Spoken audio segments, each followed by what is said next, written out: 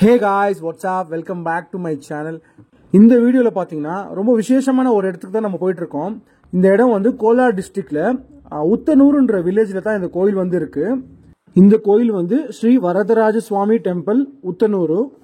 நான் வந்து பார்த்தீங்கன்னா இந்த கோயிலுக்கு ஃபர்ஸ்ட் டைமாக தான் நான் வந்து விசிட் பண்ணிட்டு இருக்கேன். எனக்கு வந்து ரொம்ப பிடிச்சது என்னன்னாக்கா, இந்த கோயிலுக்கு போகும்போதே பார்த்தீங்கன்னா ரெண்டு பக்கமும் வயல்வெளி இருக்கு. ரொம்ப பச்சை பசேல்னு ரொம்ப அழகா இருக்கு. நம்ம இந்த ஊருக்குள்ள வந்த உடனே நம்மள வந்து வெல்கம் பண்ற மாதிரி ரொம்ப கம்பீரமா உத்தனூர் வரதராஜ சுவாமி கோயிலுடைய கோபுரம் வந்து ரொம்ப அழகா வந்து தெரியுது பாருங்க தூரத்துல. இங்க இருக்கிற சுவாமி பாத்தீங்கன்னாக்கா ஸ்ரீ லக்ஷ்மி வரதராஜ சுவாமின்னு வந்து அழைக்கப்படுறாரு. இந்த கோயிலுடைய மூலவரை பாத்தீங்கன்னாக்கா ஸ்ரீ பிருகு மகரிஷியால வந்து பிரதிஷ்டை பண்ணப்பட்டிருக்கு. இங்க இருக்கிற அந்த சிலை பாத்தீங்கன்னா ஒரு சாலிகிராம சிலை. இந்த கோயிலுடைய மூலவரை பாத்தீங்கன்னா ஸ்ரீ பிருகு மகரிஷிகளே வந்து பிரதிஷ்டை பண்ணதா சொல்றாங்க. இந்த கோயில வந்து ஆதியில, அதாவது முதல்ல வந்து உத்தம கஞ்சின்னு இந்த கோயில் வந்து அழைக்கப்பட்டுச்சு. அதுக்கப்புறமா ஜனங்க மத்தியில மருவி இப்போ வந்து உத்தனூர்னு வந்து இந்த இடத்த வந்து கூப்பிடுறாங்க. இந்த கோயிலுக்கு பாத்தீங்கன்னா நீங்க பெங்களூர்ல இருந்து ஒரு 96 கிலோமீட்டர் நீங்க டிராவல் பண்ணி வந்தீங்கன்னா இந்த கோயிலுக்கு வரலாம். இந்த கோயிலோட டைமிங்ஸ்ன்னு பாத்தீங்கன்னா எல்லா நாளுமே இந்த கோயில் வந்து திறந்திருக்கும். ஸோ முக்கியமா வந்து காலையில 7 மணில இருந்து 11 மணி வரைக்கும் இந்த கோயில் நட திறந்திருக்கும். ஒருவேளை நீங்க வந்து கொஞ்சம் லேட்டா வந்து இந்த கோயிலுடைய நட சாத்தி இருந்தாக்கா இந்த கோயிலுடைய அர்ச்சகர் நம்பர் வந்து கொடுத்துருக்காங்க. ஸோ நீங்கள் அவருக்கு ஃபோன் பண்ணீங்கன்னா அவர் வந்து உங்களுக்கு தேவையான பூஜைலாம் பண்ணி கொடுத்து சாமி தரிசனம் பண்ணி கொடுப்பாரு. இந்த கோயிலுக்காக பார்த்தீங்கன்னா ஒரு மிகப்பெரிய ஒரு கோபுரத்தை வந்து கட்டி கொடுத்துட்டு வந்துட்டு இருக்காங்க. ஸோ இதோட கட்டுமான வேலை வந்து இன்னும் நடந்துட்டு இருக்கு. கூடிய சீக்கிரத்திலேயே பார்த்தீங்கன்னா இந்த கோபுரத்தோட முழு வேலையும் வந்து முடிச்சிருவாங்க. அதுக்கப்புறமா பார்த்தீங்கன்னா இந்த ஊர் மக்கள்லாம் சேர்ந்து ஒரு மிகப்பெரிய அளவில் வந்து கும்பாபிஷேகம் நடத்தி ஒரு திருவிழா போல நடத்துறது தான் வந்து இந்த கோயிலுடைய அர்ச்சகர் சொல்லியிருந்தாங்க. பொதுவா நம்ம எல்லாருக்குமே பாத்தீங்கன்னா ஸ்ரீ வரதராஜ பெருமாள் சுவாமி, ஸ்ரீ காமாட்சி தாயாரோட பேர் சொன்ன உடனே நம்மளுக்கு உடனே ஞாபகத்துக்கு வர்றது தமிழ்நாட்டில் இருக்கிற மிகவும் பிரசித்தி பெற்ற காஞ்சிபுரத்தில் இருக்கிற கோயில் தான் நம்மளுக்கு ஞாபகத்துக்கு வரும். அதே அளவுக்கு பிரசித்தி பெற்ற, அதே அளவுக்கு பாத்தீங்கன்னா ஸ்தல புராணம் கொண்ட, அதே பெயர் கொண்ட இந்த புண்ணிய கஷேத்திரம் வந்து நம்ம கர்நாடகாலையும் இருக்குது. பழங்காலத்தில் பார்த்தீங்கன்னா இந்த கோயில் வந்து உத்தமபுரி, உத்தம கஞ்சி, பிருகு துவாரா என்ற பெயரெல்லாம் கொண்டு இந்த கோயில் வந்து அழைக்கப்பட்டுச்சு. அப்பேற்பட்ட இந்த புண்ணிய கஷேத்திரம் வந்து நம்மளுடைய கோலார் டிஸ்ட்ரிக்ட்ல முல்பாகல் உத்தனூர்ன்ற இடத்துல தான் இந்த கோயில் இருக்கு. கர்நாடகாவோட கஞ்சின்னு வந்து இந்த கோயில் அழைக்கப்படுற அளவுக்கு வந்து இந்த உத்தனூர் வரதராஜ சுவாமி கோயில் வந்து தமிழ்நாட்டில் இருக்கிற காஞ்சி வரதராஜ சுவாமி பெருமாள் கோயிலை போலவே இந்த கோயில் வந்து ரொம்பவும் பழமையான ஒரு கோயில். இங்க இருக்கிற ரொம்ப முக்கியமான கடவுள்கள் யாருன்னு பாத்தீங்கன்னா ஸ்ரீ வரதராஜ சுவாமி பெருமாள், அதுக்கப்புறம் ஸ்ரீ பிரகலாத சுவாமி, அப்புறம் சகுன பக்ஷி பள்ளிராஜன். லோக கல்யாண நிமித்தமா தேவ குருகளான ஸ்ரீ பிருகு மகரிஷிகள் வந்து தமிழ்நாட்டில் இருக்கிற கஞ்சி, கர்நாடகாவில் இருக்கிற உத்தம கஞ்சி, அதுக்கப்புறம் கோலார்ல இருக்கிற டேக்கல், அதாவது டேக்கஞ்சி, இந்த 3 இடத்துலயும் வந்து மகா விஷ்ணு ஸ்வரூபமான ஸ்ரீ வரதராஜ சுவாமியை வந்து ஒரே காலத்துல வந்து பிரதிஷ்டை பண்ணதான் வந்து நம்பப்படுது. சாக்ஷாத் உக்ர நரசிம்மருடைய அம்சங்களை கொண்ட பிருகு மகரிஷி வந்து ஸ்ரீ வரதராஜ சுவாமியை வந்து பிரதிஷ்டை பண்ணியிருந்தாரு. அப்போ பாத்தீங்கன்னா ஸ்ரீ வரதராஜ சுவாமி வந்து ரொம்ப உக்ரமா இருந்ததால மிகவும் கவலைப்பட்ட பிருகு மகரிஷிகள் வந்து மகான் ஸ்ரீ ஹரிபக்தரான பிரகலாதரை வந்து நினைச்சு வேண்டிக்கிறாரு.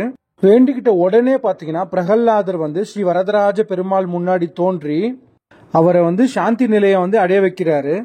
இன்னைக்கு கூட பாத்தீங்கன்னா உத்தம கஞ்சி ஸ்ரீ வரதராஜ பெருமாளுக்கு முன்னாடியே பாத்தீங்கன்னா ஸ்ரீ பிரகலாதருடைய சிலை வந்து நம்ம பார்க்கலாம். இதனாலேயே பாத்தீங்கன்னா இந்த கஷேத்திரத்துக்கு வந்து ஸ்ரீ பிரகலாத வரதராஜ சுவாமி கஷேத்திரம்னே வந்து அழைக்கப்பட்டுச்சு. உத்தம கஞ்சி ஸ்ரீ வரதராஜ சுவாமி வந்து சுமார் ஒரு 5 அடி உயரம் கொண்டு ஸ்ரீ உக்ர நரசிம்மருடைய அம்சங்களை கொண்டிருந்து இவரை பார்க்கும்போது கலியுக வரதனான சாக்ஷாத் ஸ்ரீ திருப்பதி வெங்கடாச்சலபதி பகவானை பார்க்குற மாதிரியே இருக்கும். இந்த சிலையில இருக்கிற இன்னொரு முக்கியமான விஷயம் என்னன்னு கேட்டீங்கன்னாக்கா, உலகத்தில் இருக்கிற எல்லா மகாவிஷ்ணு சிலையிலுமே பார்த்தீங்கன்னாக்கா பகவானுடைய கையில இருக்கிற அந்த சுதர்சன சக்கரம் பார்த்தீங்கன்னா ஒரு சாதாரண நிலையில வந்து இருக்கும். ஆனா இங்க இருக்கிற இந்த உத்தனூர் வரதராஜ பெருமாள் சுவாமி கோயில இருக்கிற இந்த சிலையில பார்த்தீங்கன்னா சுதர்சன சக்கரம் வந்து பிரயோக நிலையில இருக்கிறதுனால ரொம்ப விசேஷமான ஒண்ணுன்னு சொல்றாங்க. ಲಕ್ಷ್ಮೀ ವರದರಾಜ ಸ್ವಾಮಿ ಅಂತೇಳಿ ನಮ್ಮ ದೇವರು. ಇದು ಭೃಗು ಮಹರ್ಷಿಗಳ ಪ್ರತಿಷ್ಠೆ. ಋಷಿಗಳೇ ಈ ದೇವರಿಗೆ ಪ್ರತಿಷ್ಠೆ ಮಾಡಿರೋದು. ಸಾಲಿಗ್ರಾಮ ಶಿಲೆ ಸ್ವಾಮಿಯವರು ದೇವರಿಗೆ ಉತ್ತಮ ಕಂಚಿ ಅಂತ ಮೊದಲಿಗೆ ಹೆಸರಿತ್ತು. ಬರ್ತಾ ಬರ್ತಾ ಹಾಗೆ ಉತ್ತನೂರು ಅಂತ ಹೆಸರುವಾಸಿ ಆಗಿದೆ. ಈ ಸ್ವಾಮಿಗೆ ವರದಹಸ್ತ ಮತ್ತೆ ಪ್ರಯೋಗ ಚಕ್ರ ಸರಿ ಸ್ವಾಮಿ. ದೇವರಿಗೆ. ಹಾ ಸ್ವಾಮಿ. ಎದುರುಗಡೆ ಎಲ್ಲಾ ಕಡೆ ಗರುಡ ಆಂಜನೇಯ ಇರ್ತಾರೆ, ಆದ್ರೆ ನಮ್ಮ ಸ್ವಾಮಿ ವಿಶೇಷ ಪ್ರಹ್ಲಾದ ಇದ್ದಾರೆ. ಪ್ರಹ್ಲಾದ ವರದರಾಜ ಸ್ವಾಮಿ ಅಂತ ಹೇಳ್ತಾರೆ. ನರಸಿಂಹ ಸ್ವಾಮಿ ಅವತಾರದಲ್ಲಿ ಒಂದು ಅಂಶ ನಮ್ಮ ಇವರು ವರದರಾಜ ಸ್ವಾಮಿ. ಹಾಗಾಗಿ ಸ್ವಾಮಿ ಎದುರುಗಡೆ ಇವರಿದ್ದಾರೆ, ಇದು ಪ್ರಹ್ಲಾದ. ಹಾ ಸ್ವಾಮಿ.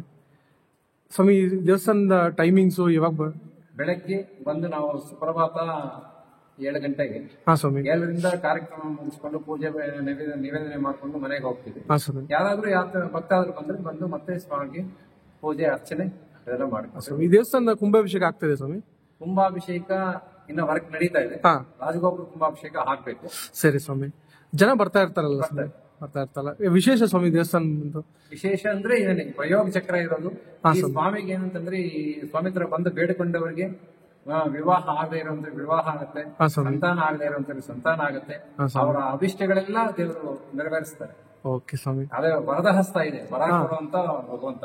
ಓಕೆ ಓಕೆ ಓಕೆ ಸ್ವಾಮಿ. ಅದೇ ಸಂಡೇ ಫುಲ್ ಓಪನ್ ಇರುತ್ತಲ್ಲ ಸ್ವಾಮಿ? ಸಂಡೇ ನಾವು ಪೂಜೆ ಮಾಡ್ಕೊಂಡು ಹೋಗ್ತೀವಿ. ಬಂದ ತಕ್ಷಣ ಯಾರಾದ್ರೂ ಬಂದು ಕಾಲ್ ಮಾಡಿದ್ರೆ ಫೋನ್ ಮಾಡ್ತಾರೆ, ಬಂದು ಪೂಜೆ ಮಾಡ್ಕೊಡ್ತೀವಿ. ಬೆಳಗ್ಗೆ ಸಾಯಂಕಾಲ 2 ಹೊತ್ತು ಪ್ರತಿ ದಿವಸ ಇರ್ತೀವಿ. ಸಂಡೇ ವಿಶೇಷವಾಗಿ ಬರ್ತಾ ಇರ್ತಾರೆ. ಓಕೆ ಓಕೆ ಓಕೆ ಸ್ವಾಮಿ. ಇಲ್ಲಿ ಗರುಡನ್ ದೇವಸ್ಥಾನ ಇದೆ, ಕುಲದೇವಿ. ಕುಲದೇವಿ ಈ ಕಡೆಯಿಂದ ಹೋಗಿ ಅಲ್ಲಿ ದರ್ಶನ ಮಾಡ್ತಾರೆ. ಮುಳಬಾಗಿಲು ಕಡೆಯಿಂದ ಬಂದ್ರೆ ಈಗ ಬಂದು ಸ್ವಾಮಿ ದರ್ಶನ ಮಾಡ್ಕೊಂಡು ಹೋಗ್ತಾರೆ. Okay okay. ಕುರುಡುಮಲೆ, ಕುಲದೇವಿ, ಈರ್ಗು.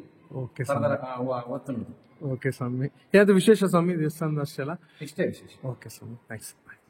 இந்த கோயிலோட இன்னொரு விசேஷம் என்னன்னு கேட்டிங்கனாக்கா, தமிழ்நாடு காஞ்சியில் இருக்கிற வரதராஜ பெருமாள் கோயில் போலவே இந்த கோயிலை சுற்றி 4 மூலையிலுமே பார்த்தீங்கன்னா 4 சிவன் கோயில் இருந்ததாகவும், அந்த 4 சிவன் கோயிலுக்கு நடுவில் ஒரே ஒரு விஷ்ணு கோயிலாக வந்து இந்த வரதராஜ சுவாமி கோயில் இருந்ததாக வந்து குறிப்பிடப்படுது.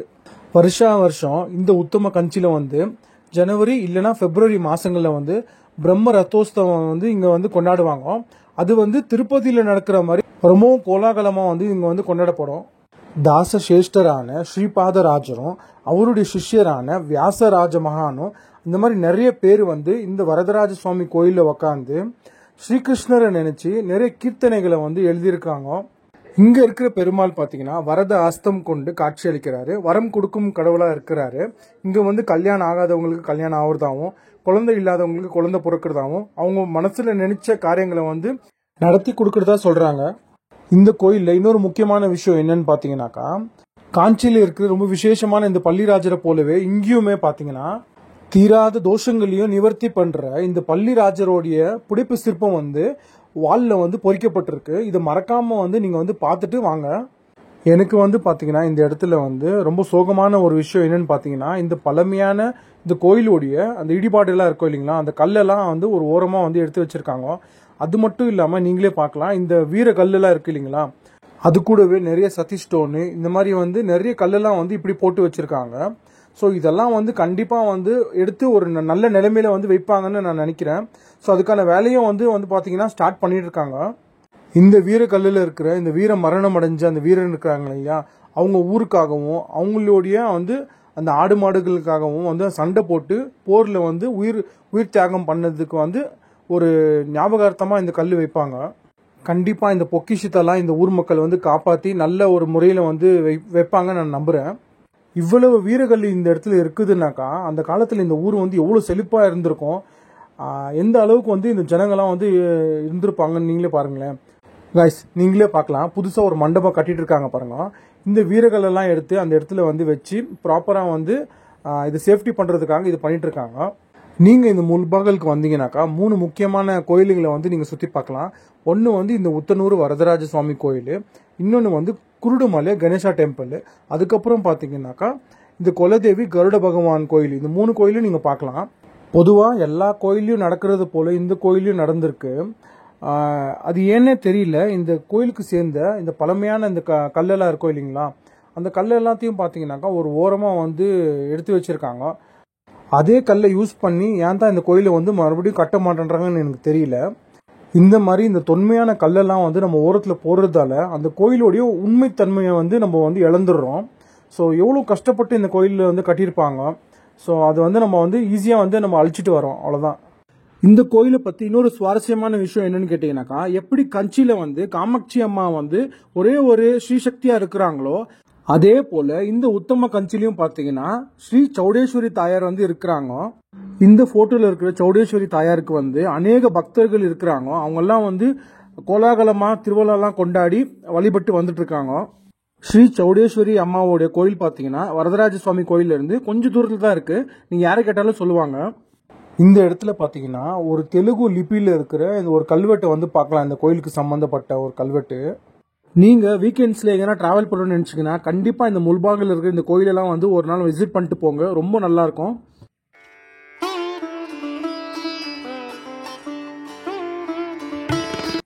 இப்போ நீங்க பார்த்துட்டு இருக்கிறது இந்த கோயிலுடைய பிரம்மாண்டமான அந்த பெரிய தேர். ஸோ இந்த தேர் தான் வந்து இந்த ஜாத்திரைக்கு வந்து யூஸ் பண்ணுவாங்க. இந்த கோயிலுக்கு பின்னாடியே பார்த்தீங்கன்னா ஒரு மிகப்பெரிய ஒரு ஏரி இருக்கு. அதுக்கு பக்கத்துலேயே பார்த்தீங்கன்னா புதுசாக கட்டப்பட்ட ஒரு தெப்ப குளம் வந்து இருக்கு. ஸோ நீங்களே பார்க்கலாம், ரொம்ப பெரிய அளவில் வந்து இந்த தெப்ப குளத்தை வந்து கட்டியிருக்காங்க.